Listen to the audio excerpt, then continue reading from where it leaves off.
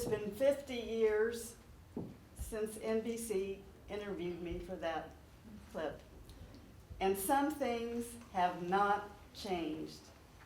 If being for peace is revolutionary, then I am still a revolutionary.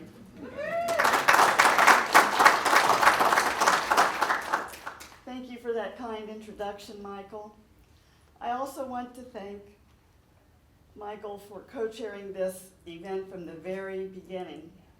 We have been a real team. This conference would not be taking place without his tireless efforts to make it happen. There are several other people I wish to thank. Dr. David Perkins, a recently retired professor of psychology here at Ball State, was the first person with whom I spoke about commemorating this anniversary. David and I attended graduate school together at Indiana University. I reached out to him about 2 years ago and asked him if he thought it would be feasible to have a 50-year commemoration. He immediately put me in touch with Dr. Doyle, and things went from there. I want to thank Mary Gomez and Charles Heitkamp, who were key members of the original Vietnam Moratorium Committee and came to the first meeting of our anniversary steering committee. Bill Britton, another original member of the VMC, has been a great help in community outreach and a source of moral support for me. I want to add my thanks to the many departments here at BSU and individuals who generously donated funds for this event.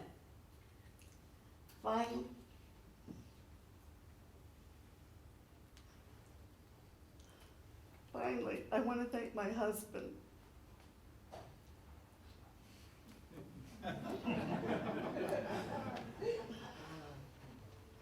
Lou. He was serving as a journalist in the Navy in Vietnam. At the same time, I was organizing protests against the war. Fortunately, we agreed on the same thing. He even risked court-martial to write an essay for the underground newspaper here at Ball State, The Only Alternative, about why we should not be in Vietnam. I am the secretary who typed that essay here at Ball State. We met when he returned from Vietnam, and the rest is history. Thanks for all your help, Lou.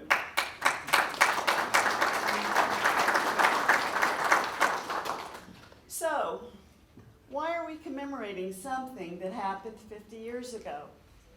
Because thousands of people around the world continue to protest war and social injustice and to advocate for peace, freedom, and equality. The issues have not gone away. I have actually thought about what we did on that October 15th of 1969 every year for the past 50 years. And I feel proud that I was involved in such an historical moment of our nation's history.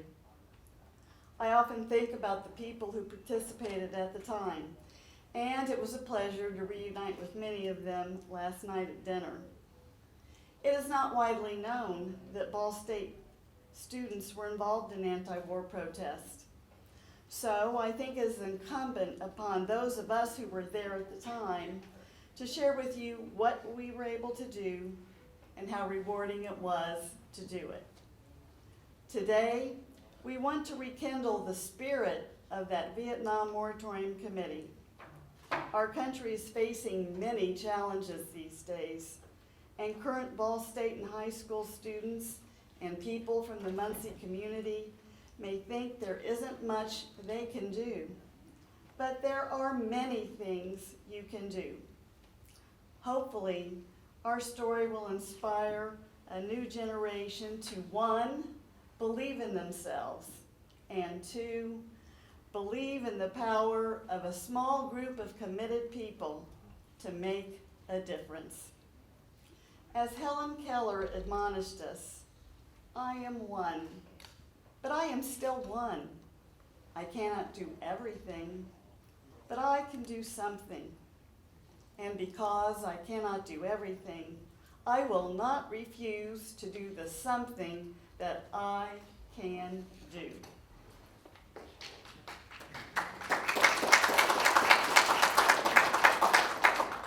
Just as we lit a memorial flame to start the November moratorium in 1969, we want to rekindle the flame of responsibility, dedication, and hope that is needed to carry the message of peace and social justice forward into today's world. To put things in context, we can ask, what were things like at Ball State in 1969? Back then, there were only about 17,000 students compared with today's 23,000. Back then, tuition was $540 annually. Today, it's about $16,000. Wow. We used rotary phones with long cords instead of smartphones.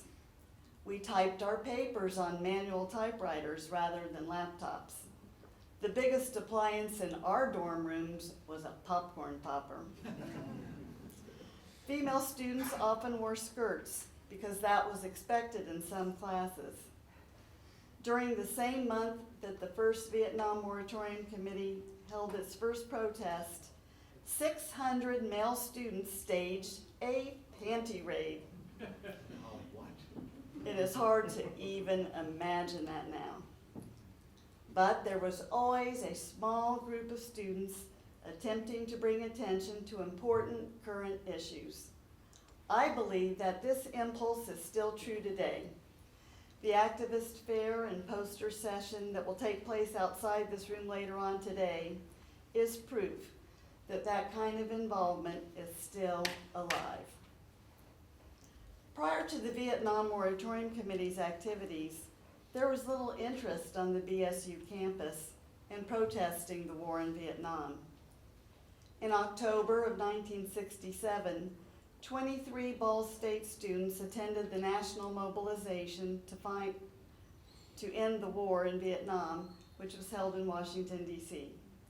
23 BSU students out of 200,000 protesters isn't much, but it was a start. These students had formed the Student Liberal Action Movement, which confronted the issue of military recruitment on campus by protesting against recruiters in the student center. Very early in 1968, public sentiment regarding the Vietnam War shifted dramatically, owing to North Vietnam's and the Viet Cong's massive offensive on the day of the Vietnamese New Year, called Tet. The majority of Americans was now in favor of our getting out of Vietnam.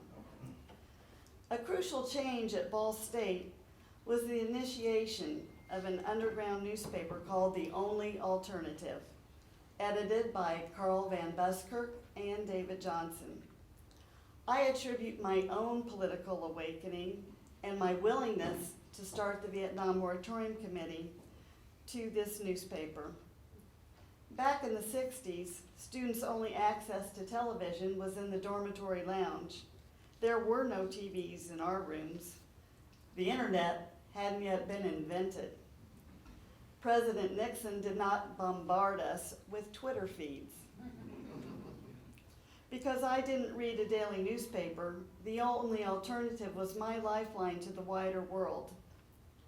I was especially affected by stories about the war in Vietnam.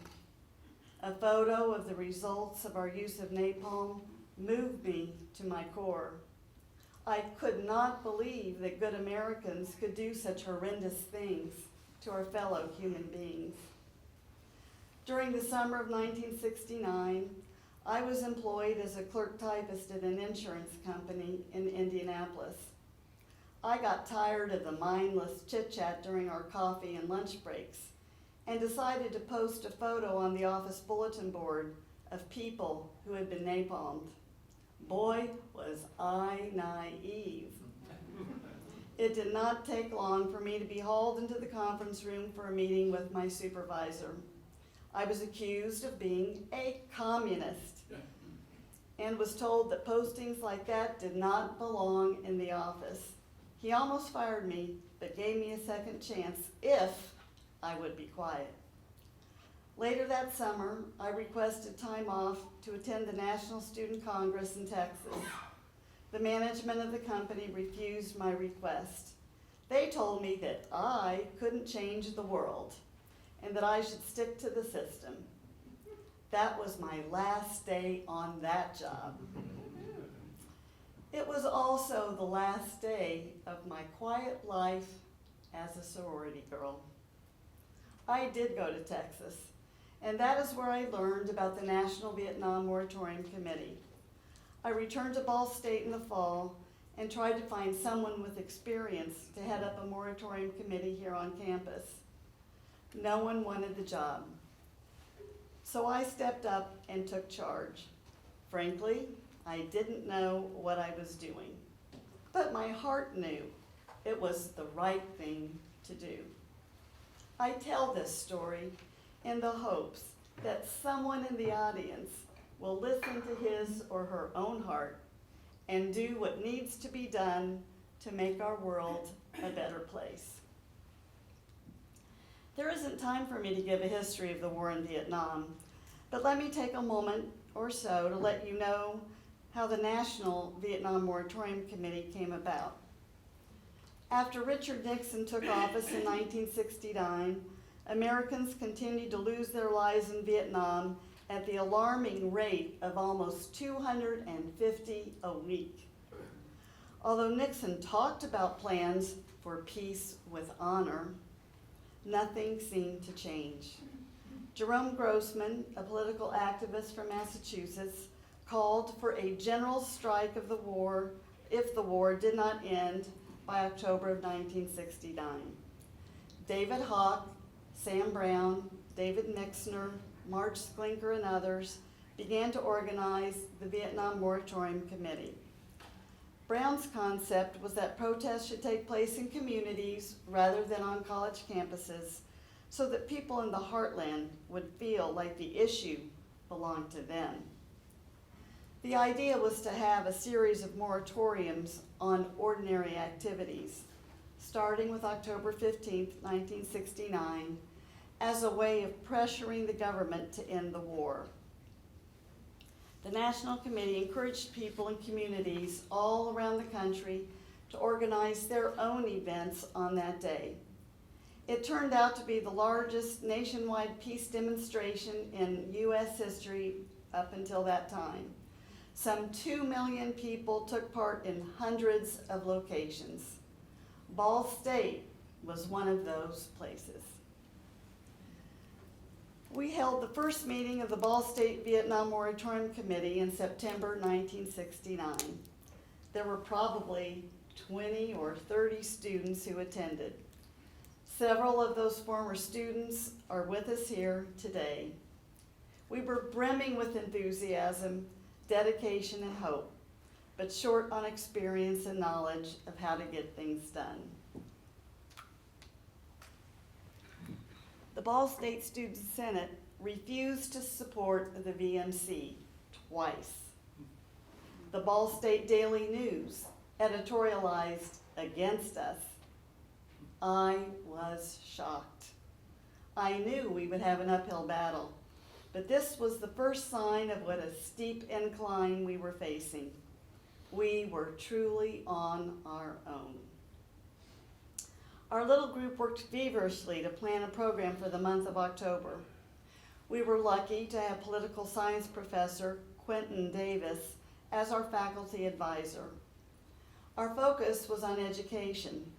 We believed that if people were educated about what was going on in Vietnam, they would naturally want to put an end to the war. We printed leaflets about the war to hand out, ordered buttons to sell to raise money, organized teach-ins and speeches on various aspects of the war, and showed a film.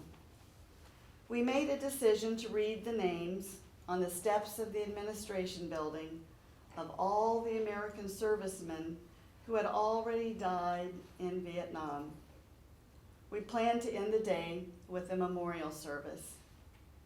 It was hard to sleep on the eve of October 15th.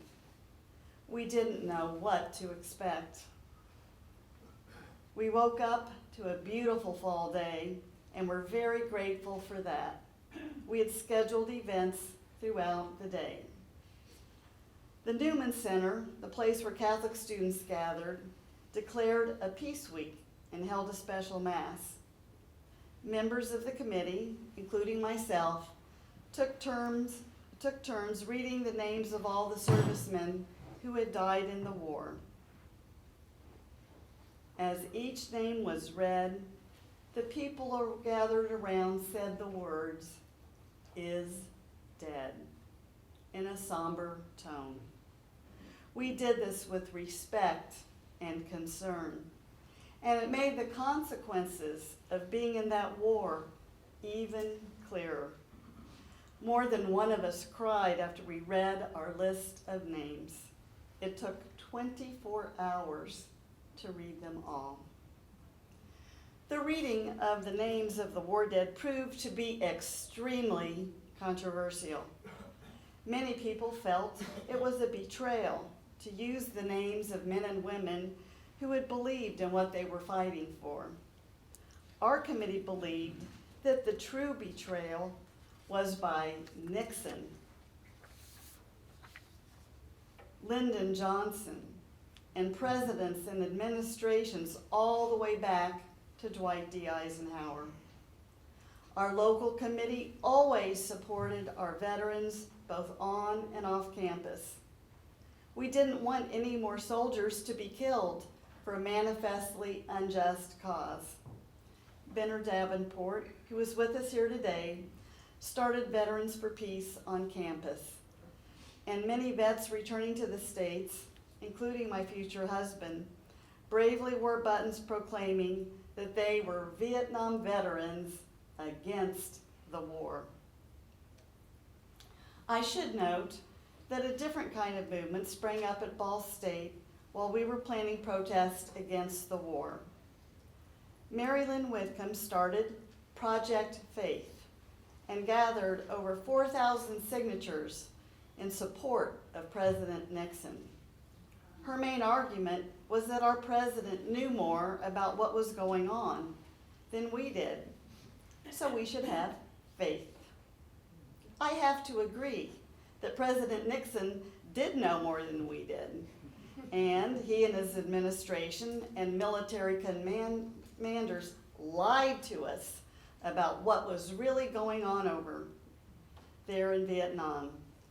Later, the bombing of Cambodia showed us the extent of all of Nixon's lies. We had barely recovered from the October event when we had to begin preparing for the November moratorium. In order to avoid diverting attention from the issues of war, we decided to omit the reading of the names of the war dead. We also had to prepare for 2 days, since the original idea of the National VMC was to add 1 day of civic action each month until the war ended. On campus, we focused on handing out leaflets, sponsoring forums and speeches, and the lighting of a memorial flame.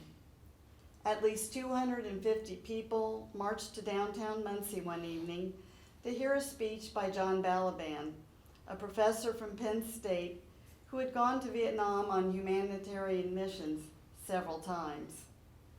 The Daily News actually praised our peaceful efforts for a change. The day after our own protests concluded, 35 of us traveled to join 400 protesters in Washington, D.C., some of them in boxcars apparently, for what was then the largest anti-war protest ever held. I still have my black armband and button from that day. But no rest for the weary. As soon as we got back, we started planning for the 3-day moratorium in December, which was focused on distributing leaflets in the community. As the earlier NBC report documented, we were unable to get a permit to use the courthouse plaza itself. But we decided to protest in front of the plaza. You already heard what happened there. I can still hear the sound of those guns being fired over our heads. Fortunately, moratorium days were reduced to just one in January. Local high school students led the organization efforts for a celebration of Martin Luther King's birthday on January 15th, and we filled the church in South Muncie. We also focused on working in the community and canvassing students in dorms. February was our opportunity to confront President Nixon head on. He was coming to Indianapolis, and we intended to be right in front of him, or so we thought. Our group headed to Indianapolis on a bus with signs that said, "Books, not bombs." We were confined to an area behind some buses so that we could not be heard, but be seen. School bands played in front of us so we could not be heard. And police on rooftops aimed rifles at us so we could not get out of hand. Our efforts in March focused on draft resistance. Over 140 potential draftees signed a "We Won't Go" petition. I think our keynote speaker will have more to say about that later on. Following the televised report by NBC News that you saw at the beginning of my presentation and the persistent efforts of Charles Heitkamp, we finally got permission to use the courthouse in Muncie for the next moratorium in April. In April, the VMC observed a 3-day fast. The proceeds of the money saved by not eating were to be donated to help refugees and injured civilians in Vietnam. Many of us fasted, but the university refused to reimburse the money saved by skipping meals, so very little money was raised. The chairman of the National Vietnam Moratorium Committee, Sam Brown, was our major speaker at our downtown taxpayers rally. It was our biggest rally so far and attracted 350 protesters. David Perkins, here today, who was running for Congress on the Republican ticket, kind of facetiously, I believe, also spoke. After the April moratorium, the National Committee was disbanded due to massive debts. On the Ball State campus, activism focused on the environment, and the first Earth Day was held on April 22nd, 1970. And it drew wide support. As if we were no longer paying attention, Nixon decided to bomb Cambodia shortly after that. Kent State students protesting against the Cambodian bombings were gunned down on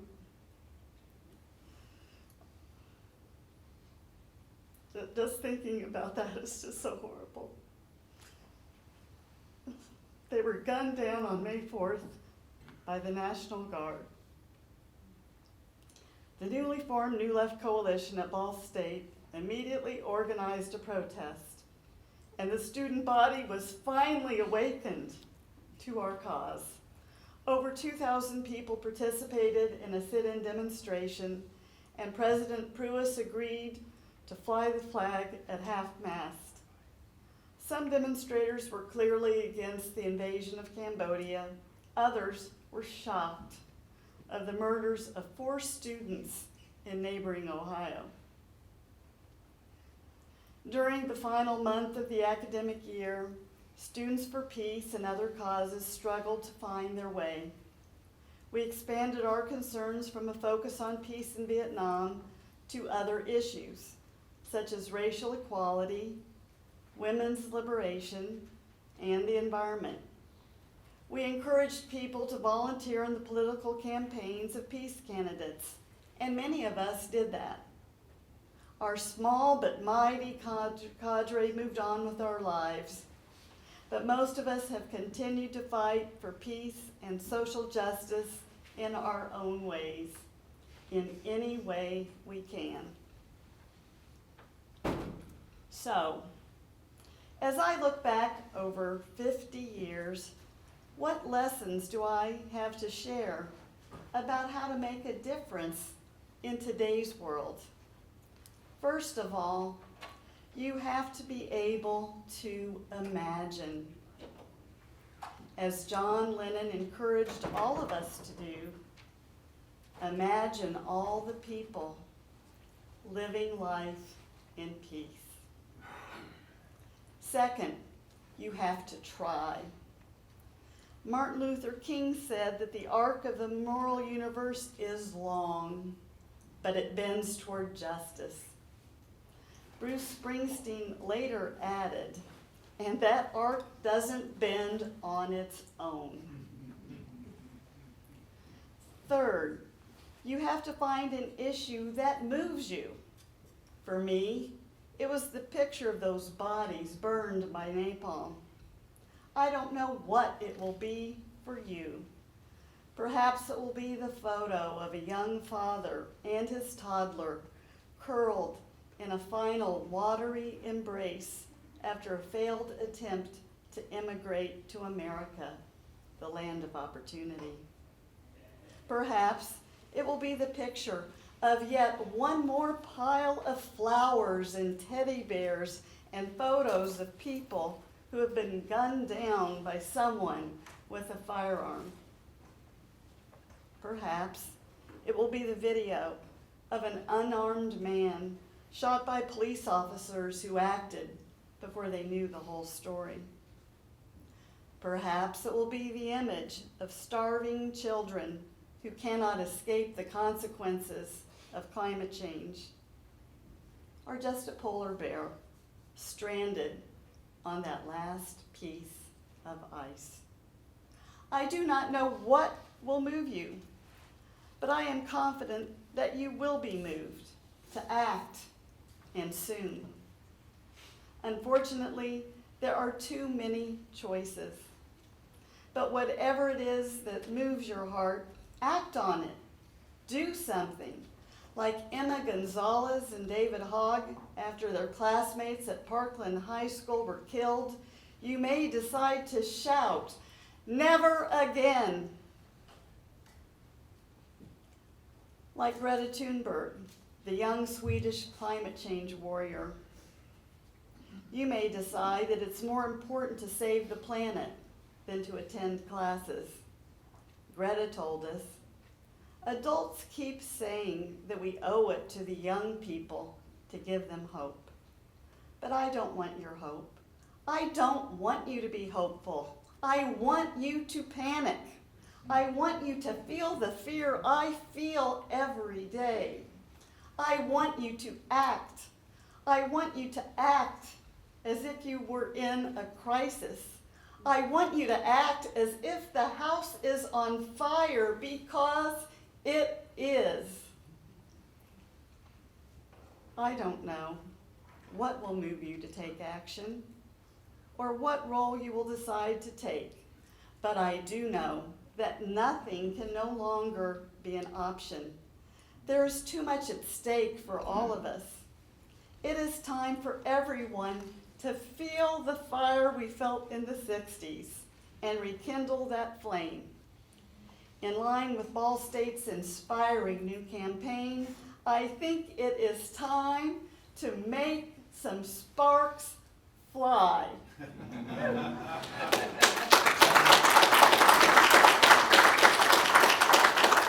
can do it. Thank you.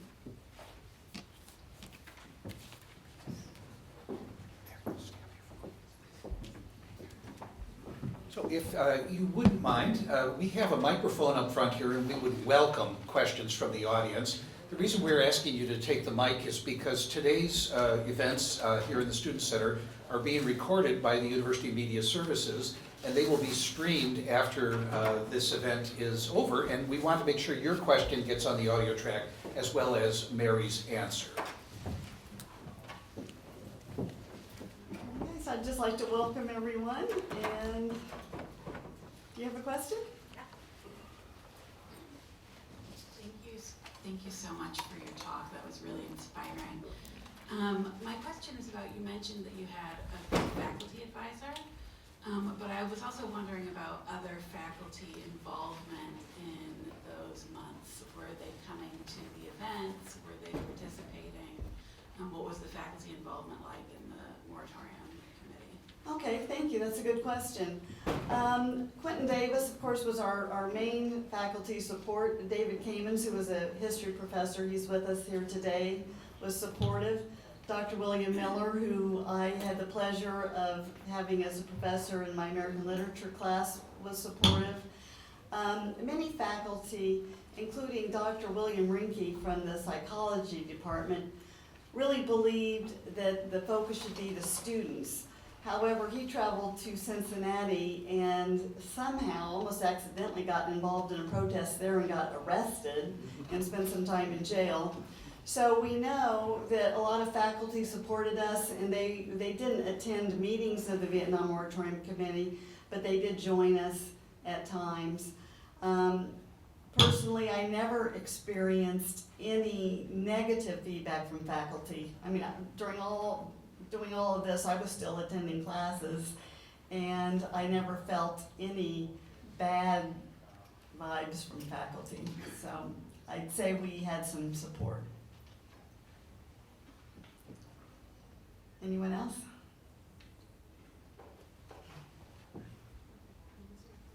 So I wondered, we saw a picture last night at dinner of, it looked like one of the factories in town with a banner for Kennedy, and I'm guessing that was Bobby Kennedy's visit in the spring of 1968, on the same day that Martin Luther King was assassinated. I think you would have been I a was freshman then. Yes. Right, and I wonder if you could just comment on that experience and the way that that may have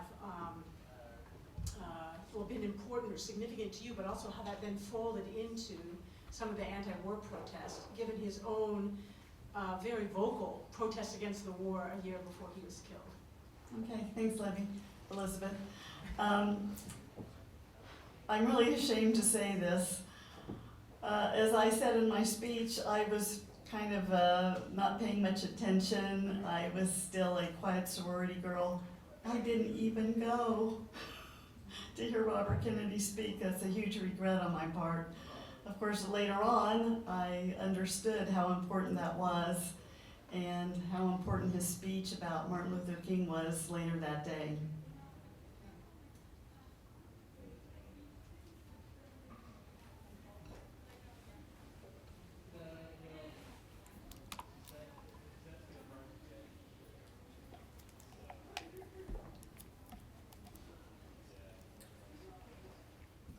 Turn this slightly so I'm speaking out as much as to you. My name is John Mcauliffe. I'm from New York, from an organization called the Vietnam Peace Commemoration Committee, and also my own organization, the Fund for Reconciliation and Development. For the last, and I have a local tie, during exactly these years I was in Indianapolis doing ostensibly alternative service, but actually putting out the alternative paper in Indianapolis, the Free Press, and organizing for People's Peace Treaty and May Day. And I am racking my memory. Somehow, I don't remember, which shows how isolated you were in terms of the Nixon protest. I mean, it's hard to imagine. Maybe the Pulliam papers didn't bother to mention it to us at that point. But I wanted to say for the last 7 or 8, 9 months, we have been trying to encourage this kind of event to happen all over the country. We have a list of a couple of thousand people who are active in the anti-war movement. There are 2 or 3 one-off events happening, a half dozen one-off events happening, somebody's speaking. But this is far and away the premier event looking at that history and the consequences of that history, and we had nothing to do with it. I mean, if you want to talk about the model of the moratorium, of encouraging people from the grassroots to create, this is the model. We're doing an event in Washington, November 15th, and I'm hoping now that we can get married and come to it to participate in it, because with Peter Yarrow and Cora Weiss and Christopher Appy and a whole bunch of other people who are active in veterans work, David Courtwright from Notre Dame. So, I mean, this process will continue. I was struck last night, and you repeated again today, how the seeds that you planted flowered after Kent State. And that happened all over the country. If the moratorium was powerful, the student strike that followed Kent State, 700 universities, colleges went on strike. And it's lost a little bit because there was violence in about 30 campuses. ROTC buildings were burned. But in most places, that's not what happened. But essentially, schools were stopped for the rest of the year in many places. And so what this process, the last thing I wanted to say is that we saw with the student anti-gun march and the women's march before that, that model of nationwide emergence, again, is following that path that you and many, many others set. So thank you very much for today, and I hope we will do our best to let other people around the country know about it, because you have, again, set a standard. Thank you, John.